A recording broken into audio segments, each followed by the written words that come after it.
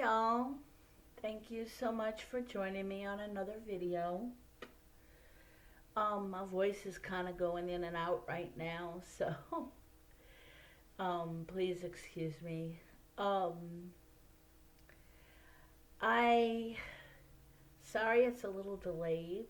I actually had a video made yesterday, and I even started uploading it when I realized there were some things that I didn't want to say that I shouldn't say.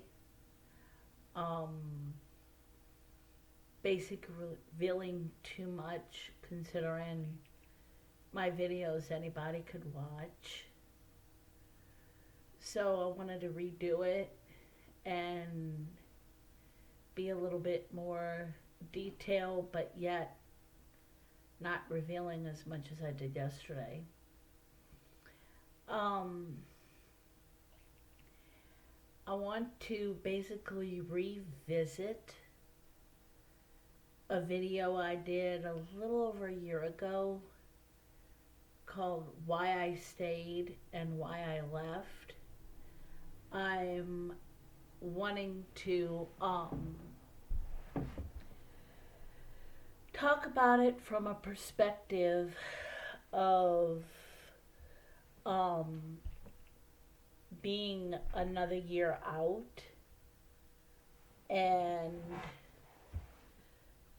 another year of being able to, another year of growth and being able to see things a little even more clearly than I did even a year ago or a little over a year ago when I made the video.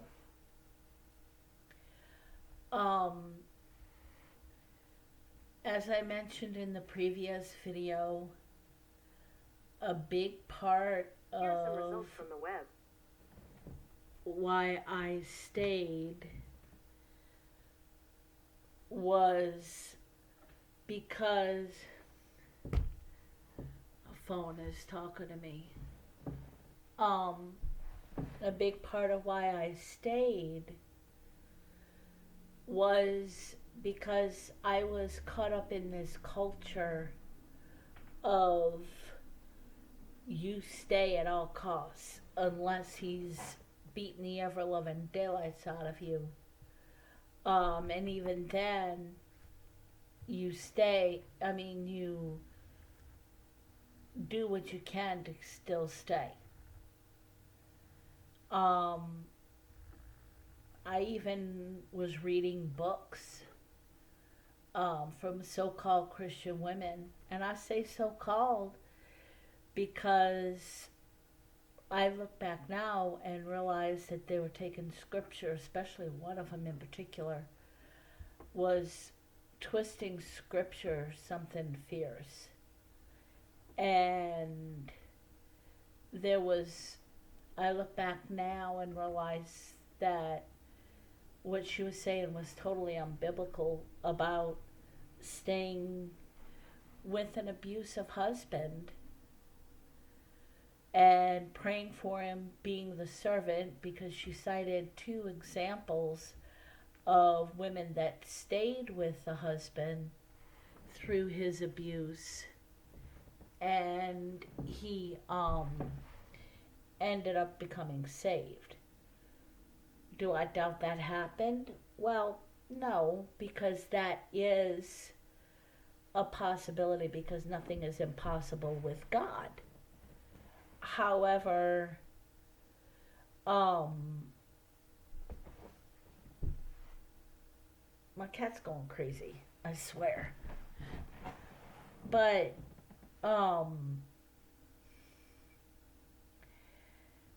like I just said, nothing is impossible with God.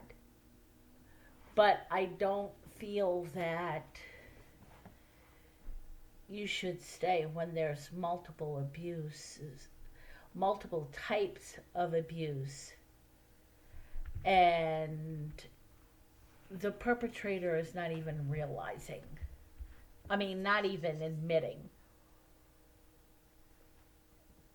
that he or she is wrong, and not even thinking that he or she is wrong, because my ex didn't feel he was wrong. Um, to my knowledge, the most he regrets is the incident itself that got him put to jail. He, to my knowledge, doesn't even understand that the divorce, because he thinks the divorce had to do with that day. And because he even asked his sister, did you convince her to get a divorce? Um, First of all, I'm capable of making my own decisions. I'm a big girl. And two, I'm not one to follow other people's decisions. Well, I can't say that because I was with him. But, because yeah, he didn't feel what he did was grounds for divorce. He honestly felt that I was going to take him back. He even um, said as much. He was, in things he said, he flat out said, when I come back, this is an S.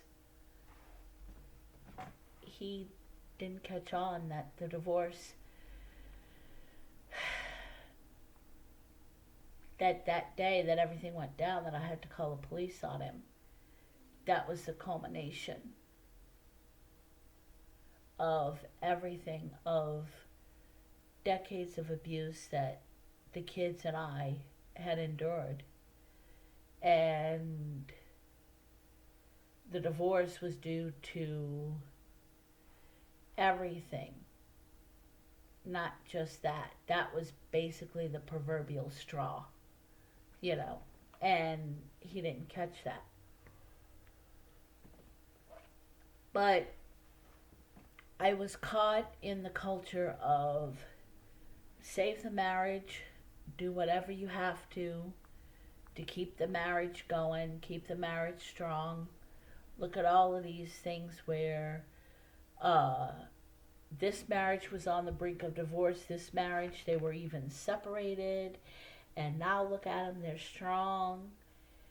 And it's like, yeah, that's all well and good.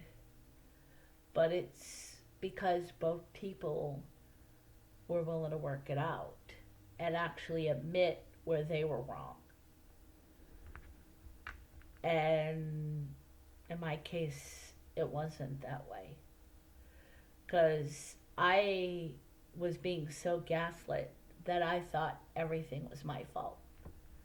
And I look back and I realize, yeah, there were some things I could have handled way better. I totally get that. I was definitely not wife of the year. Um, but in his eyes, he was a golden husband. In his eyes, he was the best thing that ever happened to me. And because of the duality of how he treated me, it only got me more confused. Because in private, he was brutal and vicious.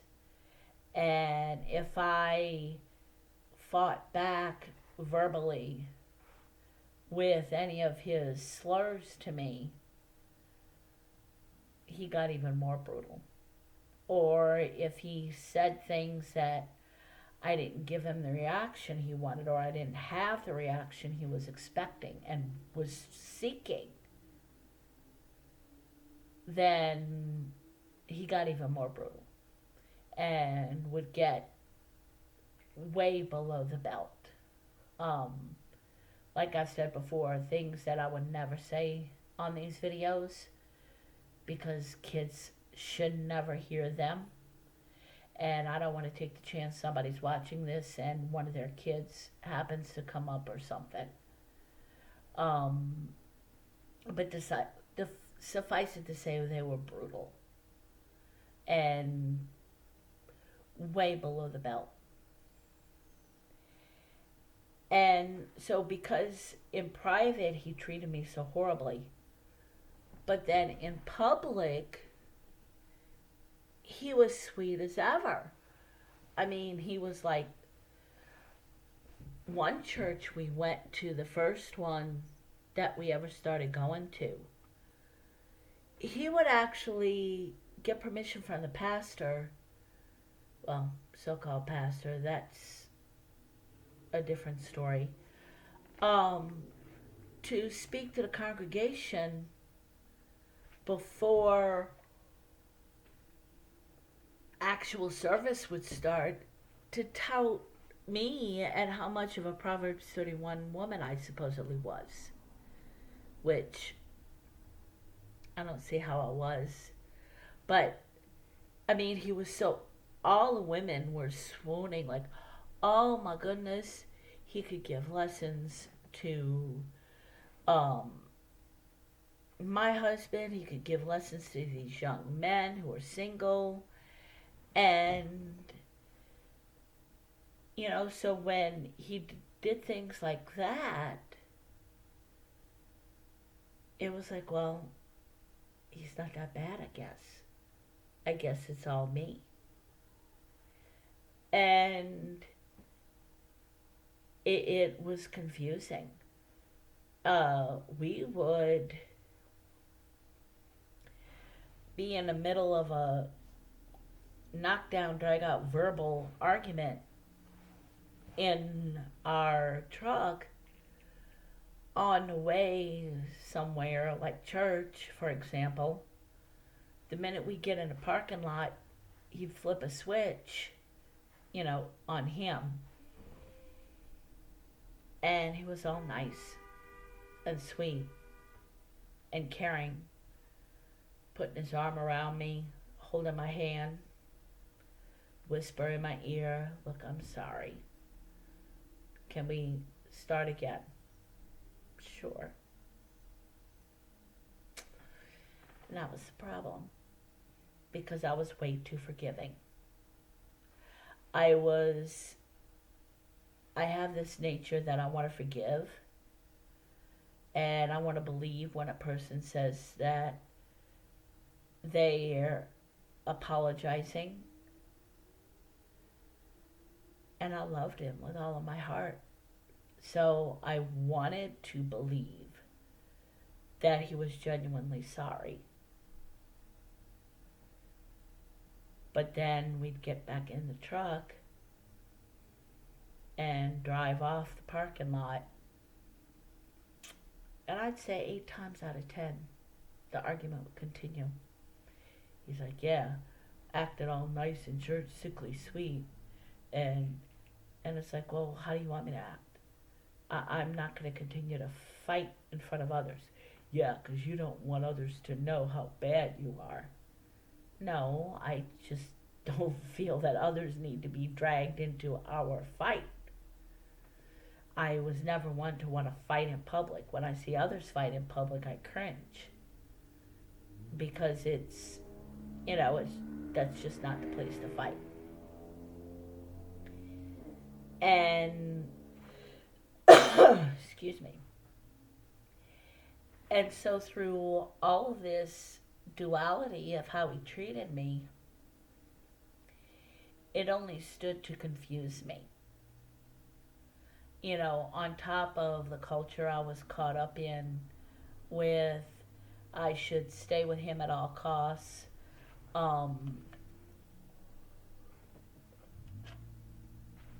Pray for him, be there for him, you know, the whole bit. And, you know, love him unconditionally. Well, the thing of it is, I did. Again, I'm not saying that I was some perfect wife of the year, because I wasn't. There were things I look back, especially in the early years, and I cringe at how I was. But I still was not abusive. And yeah, I grew a lot, and I was reading books how everything was all on me. I was to do whatever I needed to do to save the marriage. Well, first of all, it takes two to save a marriage. Um, when only one is fighting for the marriage, he claimed he was fighting for the marriage, but no, he wasn't. He just wanted to look like that, especially in front of others. And I wanted to believe it so badly that he loved me. And a big part of it is because I wanted this um, acceptance from a man, because I never had the acceptance from my father. My father, as I've said in previous videos, my father um, never really voiced being proud of me in any way. Um, I could not really do anything right in his eyes because um, if I did something right and he, you know, it was a way of him controlling me. Um, because he would guilt me into taking care of him. He took advantage of my needing his help when our two oldest were younger, um, and made me feel obligated to help him. He wouldn't even do his own groceries. He did groceries every 2 weeks, bought the same things pretty much all the time. He was a creature of habit, and he planned out, I'm going to eat this much chunky soup in a week and this much soft drink and this and that. And he'd write out a list and say, go do my groceries. With what he got for 2 weeks, he could have easily done the groceries himself, and it would have been nothing for him to carry the groceries in, because his apartment, you only had to climb up like 3 steps. So he could have made it in like 2 trips. But he wanted me to do it. So I had to do his groceries. On top of mine, never mind that I had groceries to do. I had a family to take care of. So I had to do everything on top of him, on top of the stuff I had to do for my family. And so I never got accolades from him. I never felt like he was proud of me. I never felt acceptance. So I sought the acceptance from other men. And as evidence with the guys I dated, I look back and see the guys that I dated, and it's like, oh my goodness, why didn't bells go off immediately? And there were a couple of times bells did, and I still stay with them because I wanted the acceptance of a man. And here I had a man, my ex-husband was very handsome when we first got married. I thought he was like it. And he was very good looking, as evidenced by the fact that all these women literally tried to there was 2 women. Well, one woman literally pretended to be my friend just to try to get to him and spend more time with him. I look back now and realize that heaven only knows what he told her, because she was a co-worker of his. And knowing what I know now, heaven only knows what he told her about me. So, there's that. But she's come over to the house in the guise of paying me to alter a skirt or something. And just so she could get closer to him. She even dyed her hair black to please him. Which, yeah. And then I had another gal that was supposed to be a good friend. Admittedly, she had an abusive husband and thought mine was the bomb.com when back then he was okay, but there was still troubles back then. And with me in the same place, I was in a different room. She'd make passes at him. So he was very good looking.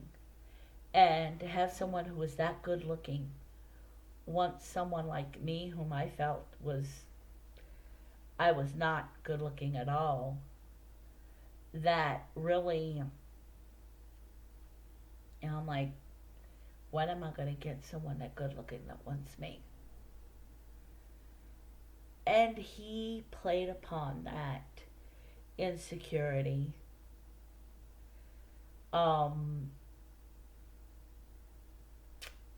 He talked about a friend of his that was also a friend of mine before we ever really were even talking, because we grew up in the same neighborhood and had a lot of mutual friends, not even knowing we had mutual friends. But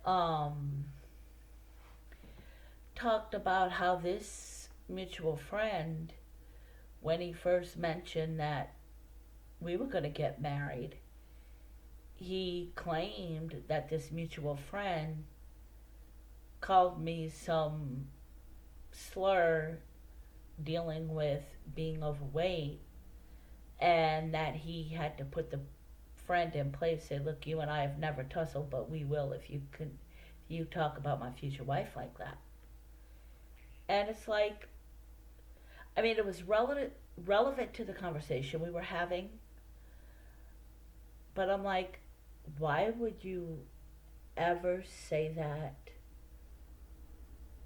to your wife when you know that is one of her biggest insecurities, is her weight? He did it for control and as a sting. He did it for control in the hopes that I would think, well, I'm not going to get anybody else who's going to want me, who's going to want this body, and stay with him because of that. And it's been something I've had to deal with. As I've mentioned in previous videos, I have not had the best relationship with food, but I'm getting better. And a big part of it was because of that. I didn't have a good relationship with food before we met, but it was worse afterwards.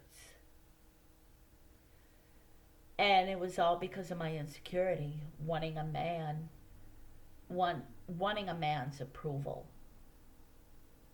Now I have grown through a lot of therapy and a lot of praying, and I'm not looking for man's approval anymore.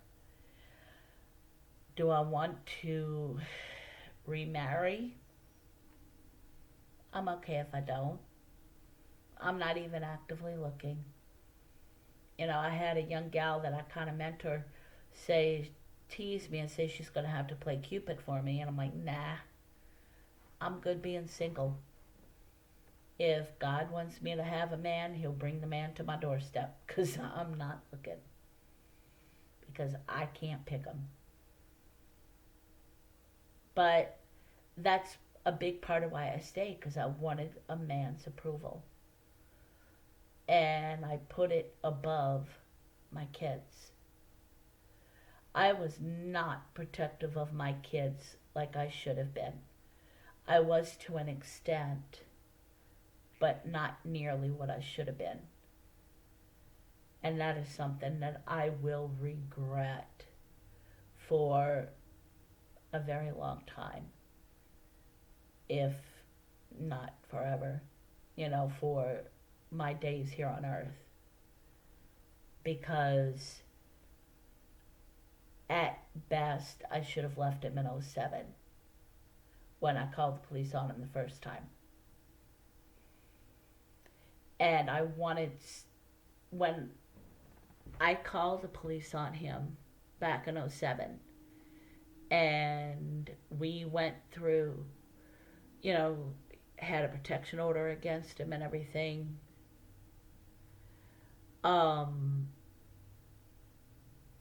It really, I was experiencing freedom and independence, and you would think that would have been enough to keep me gone, but it wasn't, because I still wanted desperately to hope that he had changed. And the biggest mistake that I will regret, more than likely to my dying day, is confronting him to see what he had to say for himself about the abuse he did to me. And when he saw me and he got on his knees and begged for forgiveness and crying, I'm so sorry, please forgive me, I believed him, because I wanted to. Deep down in my gut, I knew better. I literally knew better. My gut was telling me, no, this is all an act. But because I wanted that acceptance that I never got from my father, I chose to believe him. And when I got the protection order vacated, and I didn't even talk to the kids about it. I just said, hey guys, the protection order's been vacated. I'm going to pick up your father now. He's coming back home. My two older kids were so mad at me. And they had every right to be. Because I didn't even talk to them about it. I didn't even ask them how they felt about it. Because quite honestly, I foolishly assumed that they would be okay with the idea. Well, they weren't. And I just was stupid enough to think because I was okay with it, they were. I didn't even take them into consideration. And I would have done perfectly fine. There were so many things that, as a single mother of 3 kids, 2 of them still minors, that my oldest one was 18. He had just turned 18 recently when that happened. But with, single mother, 2 minors, still the 3rd one under the roof, still, I'd have been qualified for so much help. It was stupid ridiculous how much I was qualified for. But yet, I wanted to believe him. I wanted to believe that he loved me. I wanted to believe that he was telling me the truth. in spite of going against my gut. Normally, I never went against my gut. Well, I did that time and I regretted it. And it put my kids through so much trauma. That there was needless trauma. And it was my fault. Yeah, he caused the trauma. But it wouldn't have happened had I not left him. Or had I not stayed gone at that point.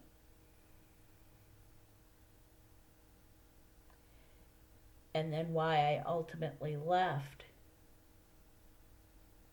was because of the kids. Because I knew that I would never have a decent relationship with my two older kids with him in the picture.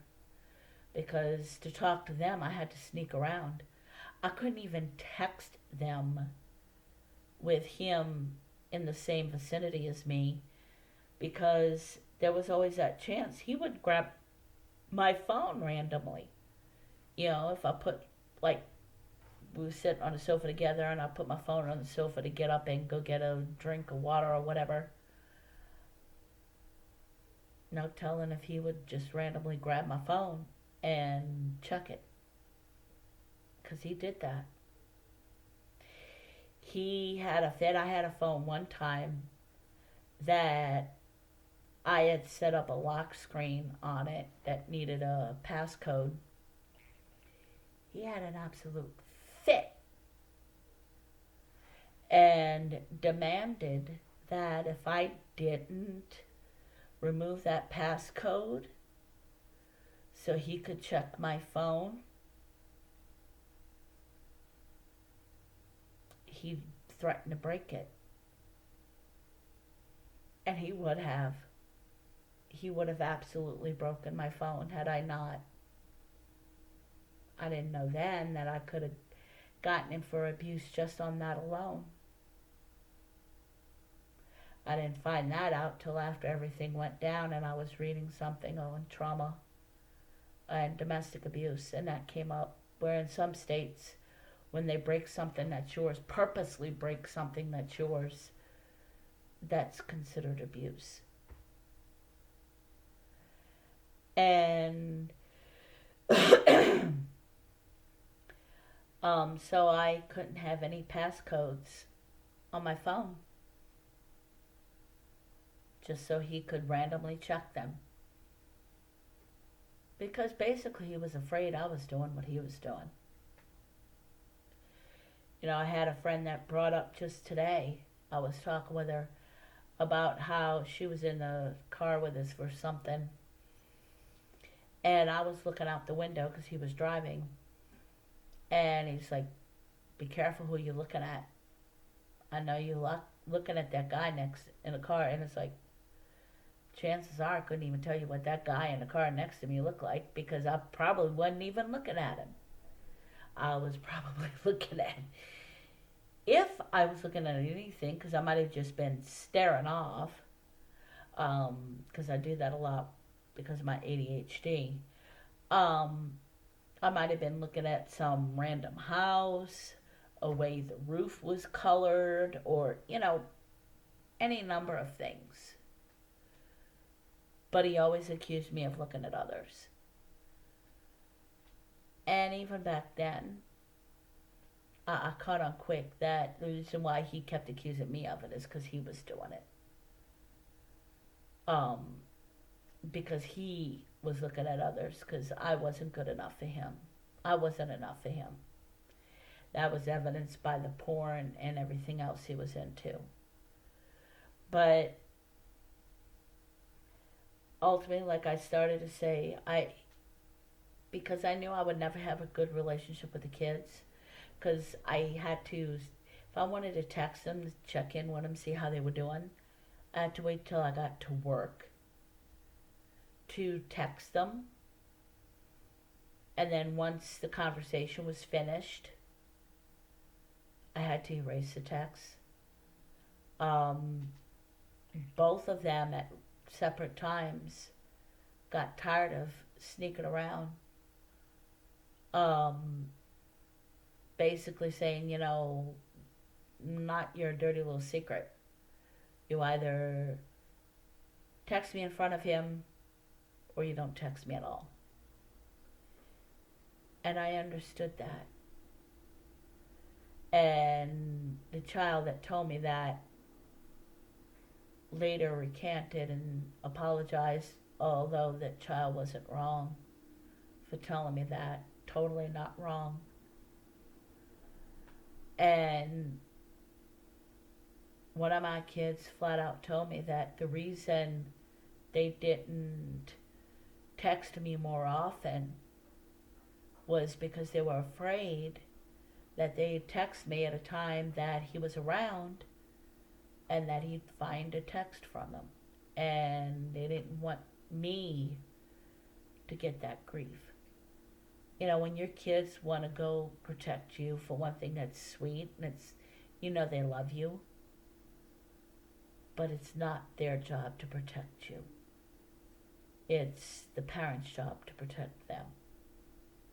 And they were more protective of me than I was of them, because I was so messed up.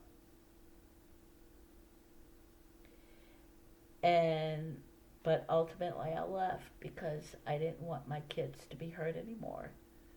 Because it hurt them to see their mama being abused. It hurt them that they couldn't talk to me like they wanted to. And it killed me. It killed me to no end. And I knew that I was never going to get his approval. And I knew that his approval was not what I should have been seeking. I should have been seeking God's approval, not his. And God helped me realize that. And I realized that I deserve to be treated decently, like a human being, instead of like a dirty rag that you wipe and toss away, because that's how he treated me. In fact, quite honestly, I think a dirty rag gets better reverence than what I did, especially the last year. And I realized I deserved love, and I wasn't getting it from him.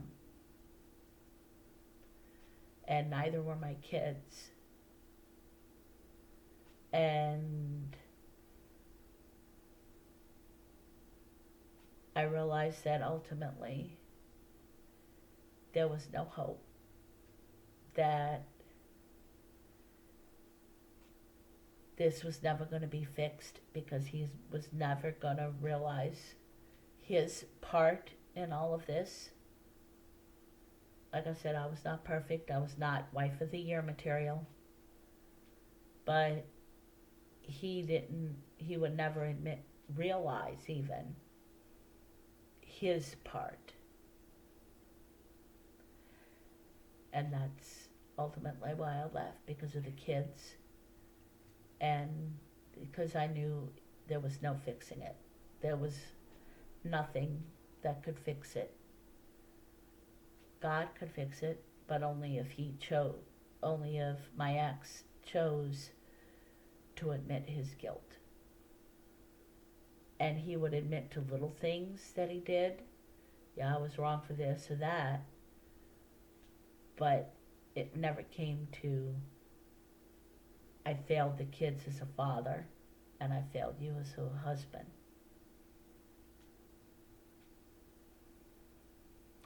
And now that I've been gone almost 2 years, or that he's been gone 2 years almost, I have a newfound freedom that I love. I'm a different person. I mean, polar opposite of what I was.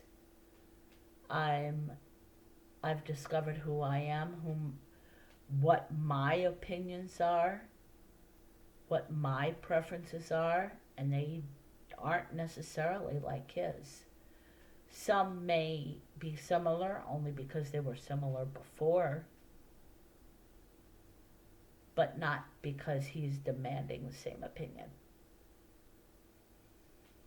And there is no chance that I'll go back with him because trust has been obliterated. Because I know that if I went back with him, give it 6 months, and he'll be worse than what he was. And I deserve better. More importantly, my kids deserve better, because I'm not letting anything come between me and my kids again. God is the only thing that comes first, and then my kids. And no human being is going to come before my kids. Not ever again. I will stay single for however many years I have left on this earth, rather than have a single human being come in the way of my kids. That is a promise. So hopefully I've given a little bit of a different insight on why I stayed, and why I stayed and now why I left. Probably talk a little bit more about it next video. But you guys have a good week. Y'all stay safe in this crazy world, and have a good week.